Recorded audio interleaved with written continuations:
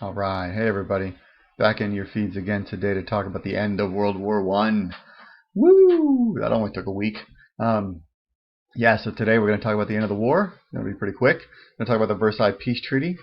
It might take some time. In fact, I think this is going to take a little bit more than 15 minutes. So I'm going to break this up into part one and part two. In part one, I'll deal with the end of the war and the Versailles Treaty, and in part two, which will be a separate video, I'll take care of the effects on the Middle East and the human costs of war. Um, so let's get down to it. So part one, let's talk about the end of the war. So German High Command in 1918 decides this is it. They put everything they got into the Western Front, and then just absolutely slammed the French. Why? Because they can, right? Russia's out of the war. Russia signed the peace treaty of Brest-Litovsk. Russia's like, I'm out. I'm going to go fight a civil war. It's going to be terrible. Um, the Germans now have all of their forces and can slam all their forces against the Western Front. Germany, remember, is about to collapse it anyway. We read Frau Brücker last week, and so Germany's about to collapse. Also, the U.S. is on the way. The U.S. declared war on Germany in 1917 after it resumed unrestricted submarine warfare. And so, if the Germans don't do it now, it's not going to happen. And so they throw everything they get. They throw everything they have against the Western Front, and they push all the way to the outskirts of Paris once again. And so, just as I said earlier, Second Battle of the Marne, second most important battle of the war. Number one most important battle, First Battle of the Marne. That's the one where the Germans push to the edges of Paris. The taxi drivers are running French troops out to the front. And when the French defeat the Germans, we get the defeat of the Schlieffen Plan, which means that we're going to get a two-front war. It means that we're going to get stalemate on the Western Front. And so in the Second Battle of the Marne, the Germans' biggest offensive in 1918 is halted again on the outskirts of Paris by the French, the British, and even some Americans make an appearance on the scene. If the Germans can't crack the lines now, they're not gonna be able to. The Americans are just gonna start streaming in, and now all that's left is to push the Germans back into Germany, which the Americans, British, and French, and their allies and their colonials do over the course of the summer of 1918. The war will end in November 1918. On November 11th at 11:11, the armistice comes into effect, and the guns go silent. And then the negotiations start in 1918-1919 in Paris, eventually leading to the Versailles Treaty signed in 1919. So which government of Germany started the war and which government ended it? Well, this is significant because the government that started it did not end it. What that means is that the government that started and fought the war didn't have to suffer the humiliation of losing it. They didn't have to stand up and say, we lost. And so the generals, they just simply resign and leave. The Kaiser abdicates and goes into exile. And so we get a new government in Germany at the end of World War I that ends up, one of its first acts is to end the war and to sign the armistice, which immediately weakens it, especially in a militaristic society like Germany during World War I. What happened to Austria-Hungary? Gonzo. Here's Austria, here's Hungary. Yugoslavia is a big thing. Yugoslavia is bigger than Austria. And so the Serbs get what they want. All these little tiny Eastern European countries get their freedom, their independence, and we'll talk about that here in just a second. We'll talk about the 14 points. The Soviet Union, which used to be Russia, is a little bit smaller because, hey, look, Poland's back. It's our friend, Poland. The Soviet Union shrinks down a little bit, but like I said, they're busy fighting their war, so we'll get back to them in a couple of days now. How did the alliance between Social Democrats and the Army help to stabilize Germany? Without the Army, the Social Democrats would have been overrun. We've got revolts in Germany by the left and the communists. We got revolts in Germany by the right and fascists and ultra-conservative militaristic groups. And here we've got the liberals, the Social Democrats. They're in the middle. And so, like I said, this government is weakened at the very beginning by signing that armistice. And so what you'll start to see as we get closer to World War II, with the Great Depression, with the financial hardships of Germany, with the reparations they have to pay, you see the middle begin to weaken and people begin to float toward these edges. Some toward the communists over here, some toward the fascists over here. And so as the German society becomes more and more radicalized on either side, we'll eventually get conflict between the communists on one side and the fascists on the other. So be looking for that. Not going to be long now. Which two groups dislike the Social Democrats? Well, those are them, the communists and the fascists. The 14 points. This is Woodrow Wilson's post-war peace plan. The U.S. is a big deal. This is the first part in a long time that we've talked about the U.S. and just how big a deal they are. They started being a bigger deal in the 1900s, and now that we're into the late 19 teens, the U.S. is a really big deal. And so Wilson has a big list of 14 that are his peace plan, and so he's going to be pushing for that going forward. And he's really the only one who comes up with like a hard and fast peace plan. So Wilson hops on a steamer, heads off to France for the negotiations, bringing his 14 points with him. So the 14 points are pretty detailed.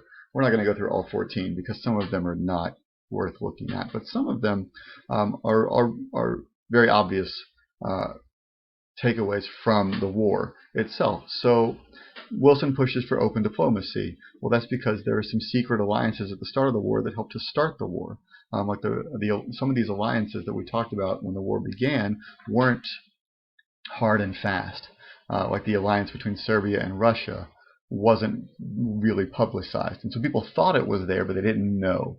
And so Wilson says, let's just put everything out, and let's make sure that everybody knows who the alliances are, so that we don't start another major war, and then we got alliances basically dragging everybody down into war.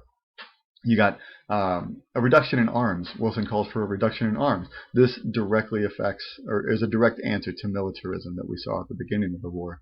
Wilson also says we need a League of Nations. Wilson loves his idea of the League of Nations. Just ask him about it. But basically, he says we need this League of Nations. We need a place where countries can go and just talk it out, man. You got beef? Let's talk. Because before the war, Wilson has this idea that nations felt their only way to settle disputes was through war, was to just fight it out. Let's just do this thing. Wilson says, no, man, let's talk. Let's have a League of Nations, and he pushes hard for the League of Nations, which does eventually come into being. We'll get to that in a second. The U.S. pushes for freedom of trade and freedom of commerce in the 14 points. Of course they do, right? Europe had just blown itself to bits. The European population is down. European economy is in ruins. European towns need to be rebuilt. The U.S. wasn't touched directly by war. And so the U.S. wants free trade so that it can dominate global trade. And the Europeans pretty quickly see through this. I mean, they're the ones that started this, right? Remember the Opium Wars, where the British fought with the Chinese for free trade to push drugs on the Chinese people. Woodrow Wilson says, we need free trade, but everybody knows what that means. And Europeans pretty quickly kill that idea. Explain national self-determination. This is just the idea that these countries over here, these people groups over here that had been a part of these large empires of Russia and Austria and Germany and the Ottoman Empire get to choose. They get to choose what their country looks like. Do they want to be a part of a larger country, or do they want to be their own country? And so they get to decide what that country looks like. By and large, there are some countries like Yugoslavia where you've got several different people groups who are lumped together. Czechoslovakia today is broken into the Czech Republic and Slovakia. So there are some limits on national self-determination, but these little countries here are basically evidence of self-determination. And Wilson says that part of the reason the war was fought was so that these countries could have their freedom away from these giant empires. And there's something to be said from that, right? I mean, the war did begin when Serbian nationalists got upset with the Austro-Hungarian Empire. So there is some truth to what he's saying. So the big three at Paris were Britain, France, and the U.S., and they're led by David Lloyd George, this guy over here, George Clemenceau, who kind of looks like a walrus, and Woodrow Wilson, again, incredibly self-righteous U.S. president. USA. So largely these three were the ones who orchestrated the Paris negotiations, and by and large they ignored the concerns of non-European peoples. for all the reasons that we talked about during the imperialism unit. Racism, social Darwinism, paternalism. Paternalism is just that idea that the non-European peoples of the world were children who needed to be brought up. Remember, paternal is like father, and so it's not a small deal. Like people from all over the world show up in Paris hoping to get FaceTime with one of these three men, so that one of these three men could argue their case and be a part of the Versailles Treaty, which is just a massive treaty. Ho Chi Minh comes to mind as a prominent name that's going to be a big deal in the 20th century. He's at the Paris Peace Conference trying to get FaceTime with Woodrow Wilson to argue and to negotiate for the freedom of the Vietnamese people away from the French Empire. Because he knows Wilson's a big fan of self-determination. He feels like the Vietnamese need that. Wilson never gives them the time of day, and so he doesn't get any FaceTime with Wilson. But the non-European peoples see this as an opportunity. The terms of the Versailles Treaty for Germany were extensive. They lose a lot of things. They lose their colonies, mostly to Japan, and to the Europeans, France and Britain. They lose land in Europe to places like Poland, places like France. France gets Alsace and Lorraine back that they had lost in the Franco-Prussian War. They have to limit their army, which again is a huge blow to German culture, which is so centered on the army. They have to accept the demilitarization of the Rhineland. Well, here's the Rhineland right here. It's this area between Germany and France, and so excuse me, the French feel like this is a measure of protection for them.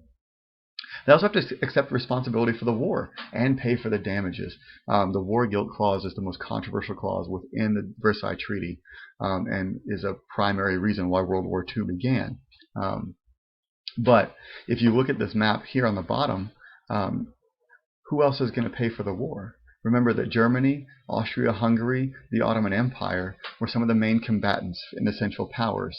Well, the only country that's left out of those three is Germany. Austria-Hungary is not going to be able to pay for anything.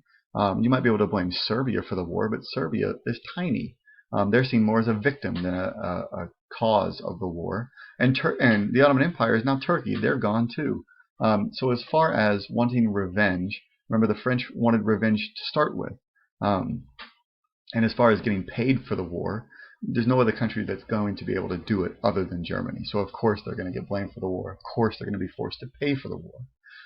Why sign the Versailles Treaty in the Hall of Mirrors? Gee, I wonder. Well, here's the German Empire being proclaimed. Here's the Versailles Treaty being signed. Germany's great triumph over the French. Germany's great humiliation on the global stage. It's just a finger in the eye of Germany. Trying to compare the Congress of Vienna to the Versailles Treaty. Congress of Vienna, remember, resulted in about 50 years of peace. The Treaty of Versailles started a Second World War in about 20 years. Congress of Vienna, remember, France was invited. Germany wasn't invited to the negotiations at Versailles. They're simply presented with a treaty that they have to sign. If they decide not to sign, the French say they're going to invade and start the war up again, as do the British. Remember, the Congress of Vienna sought desperately not to punish France so much that they felt like they were going to need revenge. Germany, there's no thought given to that in the Treaty of Versailles. Germany is punished so severely that it's going to lead to war. It's going to bring down the German economy. The French are determined to punish Germany so severely that they cannot start another war. And that just doesn't work, does it? Because we know you wouldn't call it World War I if there wasn't a World War II. Balance of power sought and achieved at the Congress of Vienna.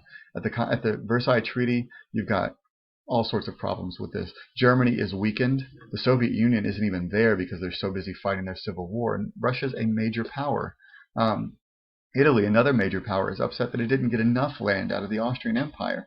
These new Balkan countries and new Eastern European countries are formed, and who knows what side they're going to pick in this great balance of power. Basically, at the Versailles Treaty, you see Britain, France wanting to dominate things to the point where the other major powers of Europe aren't even really considered. And at the end of the Congress of Vienna, remember, we had the concert system that worked out well. The League of Nations is founded, but is largely ineffectual. All right, more to come in part 2. So I'll see you there.